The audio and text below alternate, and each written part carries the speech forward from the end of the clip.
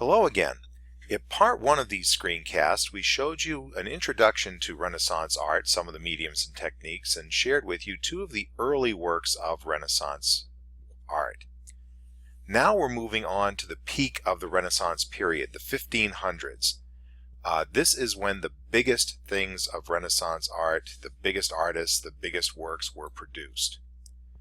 As usual, the centerpiece was still the Italian states of Florence, Venice, and Rome, while the Catholic Church was still paying for a lot of the art that was produced, as you'll see in some of the religious works we see here.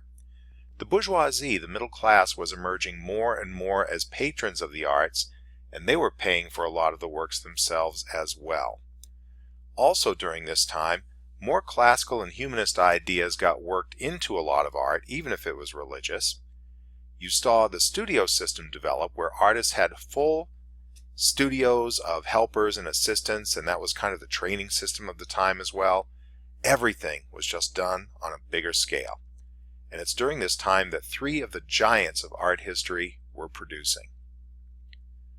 First, ironically, we're looking at a painter that didn't really care too much about painting. If you're looking for the definition of a Renaissance man, Leonardo da Vinci would be hard to beat. He was an inventor, a scientist, a naturalist, a poet, an author, and a painter, although he would have put that last on his priority list as well, as most of his paintings were done primarily to pay the bills so that he could practice his science, his engineering, his inventions, and other things that seemed to interest him more. Very, very interesting character. Unfortunately, not many of his works survived because he never took the time to preserve them properly. The one exception is probably his most famous and maybe the most famous artwork of all time, and that's the Mona Lisa. Here she is the wife of a merchant by the name of Gioconda. Specifically, she's Mona Lisa Gioconda, which is why the work is sometimes called La Gioconda. It is a portrait, and if you look at the techniques of perspective and chiaroscuro, the shading of her face, the shadow, the mixing of paints, it truly is a masterpiece of portrait painting. What's particularly striking about Mona, though, is her expression. The eyes seem to follow you around the room, and the smile is mysterious and famous for all time. Why exactly is she smiling? There's a number of theories, including the idea that maybe she and Leonardo were having an affair, perhaps her mouth and teeth were malformed and therefore she didn't have any teeth and therefore her expression's unusual.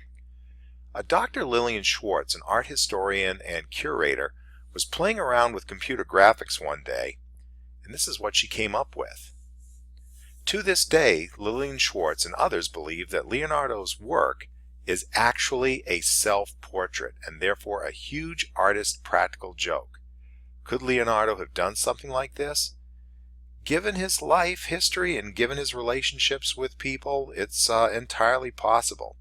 He was a genius, but he was also perhaps a madman. There's a fine line between the two, and science actually has shown that. Apart from the Mona Lisa, Leonardo's most famous work is this fresco of Jesus and his disciples at the Last Supper. Once again, notice how Da Vinci uses perspective in the walls of the room, not just to give the picture the illusion of depth, but also to draw your attention towards the figure of Christ at the center. This work is abounding with all kinds of symbolism, such as the disciple who betrays Jesus, Judas Iscariot, holding a bag of money in his hand, like so. There's also a mysterious hand behind Judas's back holding a knife, which probably wouldn't have been used at the real Last Supper, but it's in there, and authors like Dan Brown have made a lot of money trying to convince people that there's some mysterious controversies behind this picture. Leonardo also filled dozens of notebooks with various sketches. Remember, he's more interested in engineering and science really than he is in painting per se. He actually dissected human cadavers. He received permission from the church to dissect human bodies in order to learn more about anatomy and physiology and how the body worked. The sketch at left is perhaps his most famous sketch. It's called Vitruvian Man, and it shows his idea that man is set up according to mathematical proportion. He also included things like anatomical studies, such as the cross-section of the skull, rough drafts of portraits that he was commissioned to paint, and sketches of anything from gliders to submarines to tanks to the war chariots you see here in the lower right. Definitely an interesting character. You could do a lifetime of work on Da Vinci and still not get to everything in any kind of depth. Just an amazing creator, amazing individual. Someone who cared more about painting than Leonardo, and definitely had a brighter outlook, was Raphael Sanzio, who became known simply by his first name, Raphael. Raphael only lived to be 37 years old, and in a lot of ways he's kind of the boy wonder of the Renaissance. If you look at his work, you'll notice for the most part the colors are very bright, they're very bold. He loves his reds, he loves his blues, and in this picture of St. George, the medieval hero slaying the dragon, he definitely places man at the center of the picture, the measure of all things, dominating the dragon. Now, should the dragon be bigger? Perhaps, but if he were, he'd overshadow the man, and that's not the point that Raphael wants to make here. Man is the measure of all things. It's religious in a way, note the church in the background and the halo over St. George's head, but it's also very much a humanist work at the same time.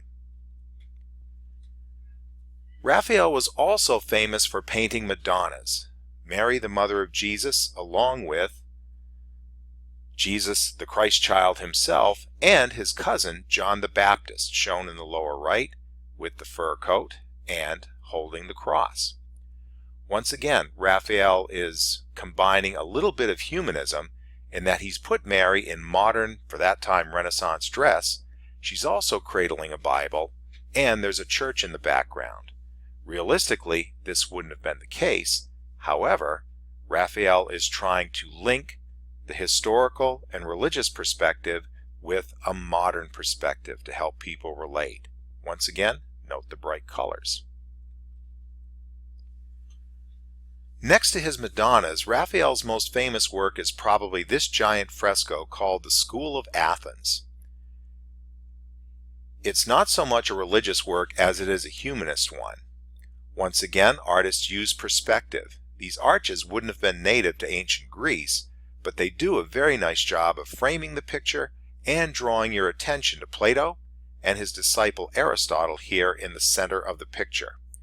Around them you see other Greek creators like Pythagoras developing his theorems of geometry, Euclid practicing his theories on the other side, and the philosopher Diogenes, exhausted from his failure to find what he was looking for, an honest man.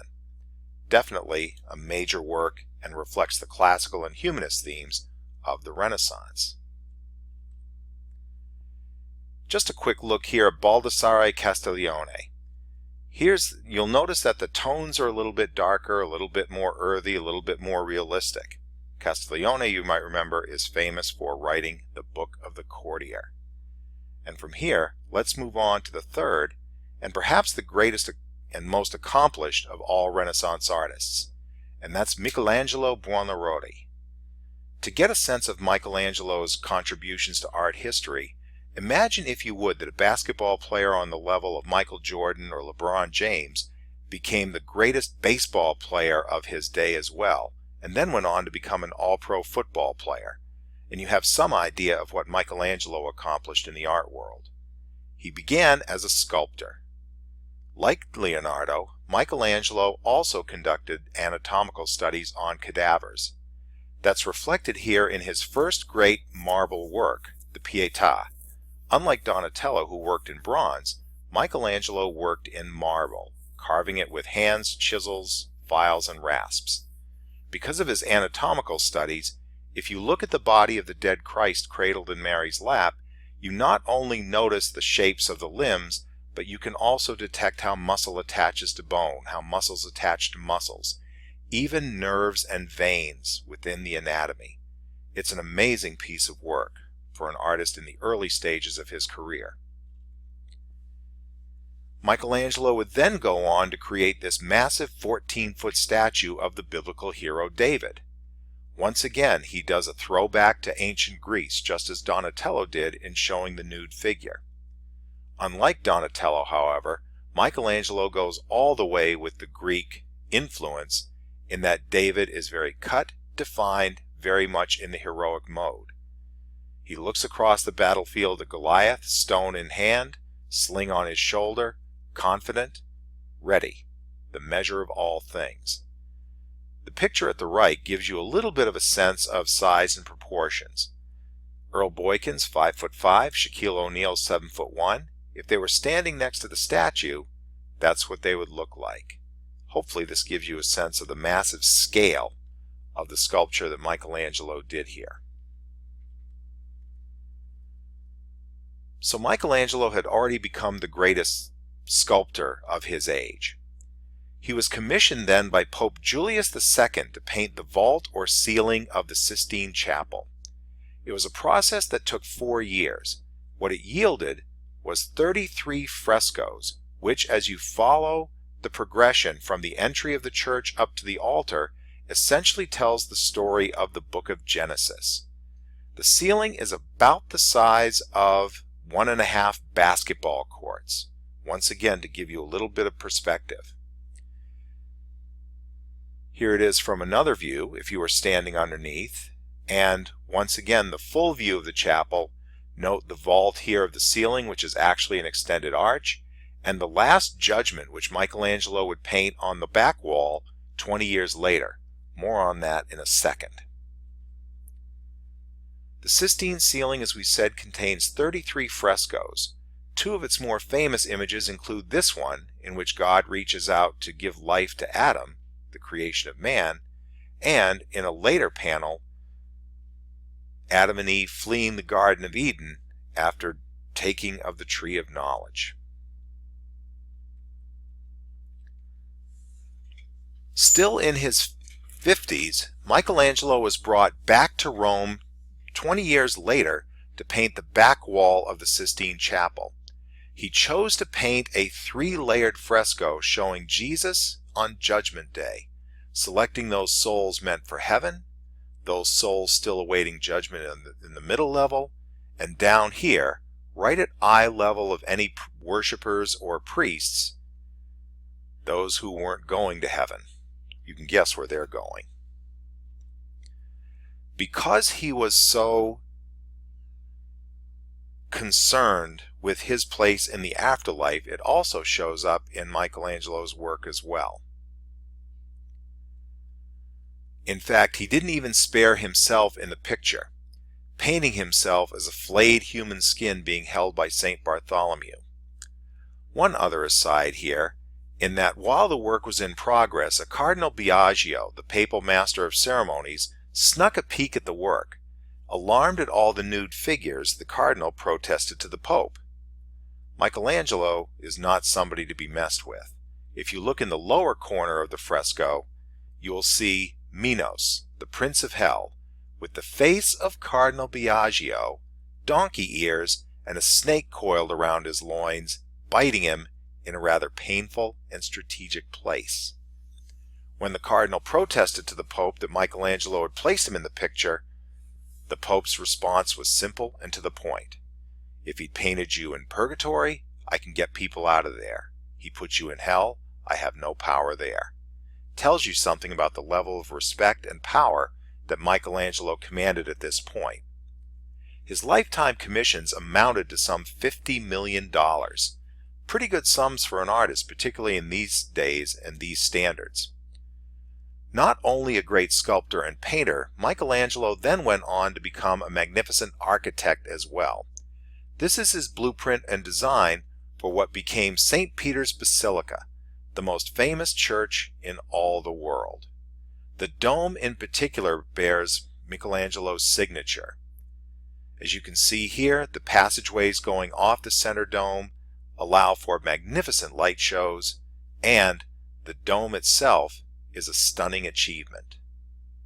Here you've seen the peak of Renaissance art, particularly in Italy. However, Italy was not the only place where the Renaissance happened, and we'll be looking at the Northern Renaissance in part 3 of our screencasts. We'll see you then.